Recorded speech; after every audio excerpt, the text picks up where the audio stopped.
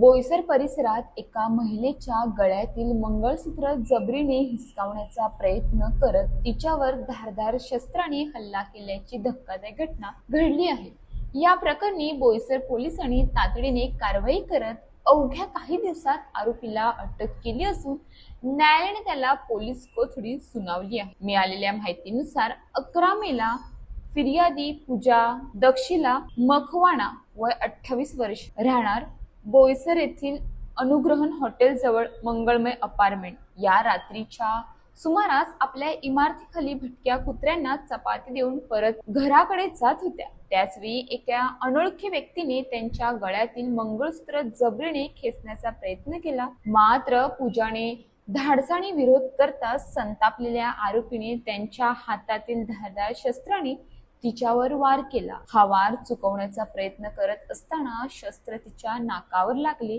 आणि त्या जखमी झाल्या। महिलेने आरडाओरड करताच आरोपी घटनास्थळावरून पळून गेला। या घटनेमुळे परिसरात भीतीचे वातावरण निर्माण झाले होते। घटनेची गंभीर दखल घेत बोईसर पोलीस ठाण्यात भारतीय न्याय संहिता कलम 309(6) अन्वये गुन्हा दाखल करण्यात आला। पालघर जिल्हा पोलीस अधीक्षक यतीश देशमुखांच्या मार्गदर्शनाखाली बोईसर पोलीस ठाणे आणि स्थानिक गुन्हे अन्वेषण शाखेचे विशेष पथक तयार करण्यात आले। पोलिसांनी परिसरातील सीसीटीव्ही फुटेज तपासले, तांत्रिक विश्लेषण केले तसेच गोपनीय माहितीच्या आधारे आरोपीचा माग काढला। दरम्यान 40 वर्षीय आरोपी भगवान शांताराम चव्हाण राहणार बोईसर सालवड मूळ नाशिक जिल्ह्यातील मालेगाव तालुक्यातील आजंदे येथील राहणार याला 16 मेला बोईसर सालवड परिसरातून ताब्यात घेऊन अटक करण्यात आली आहे।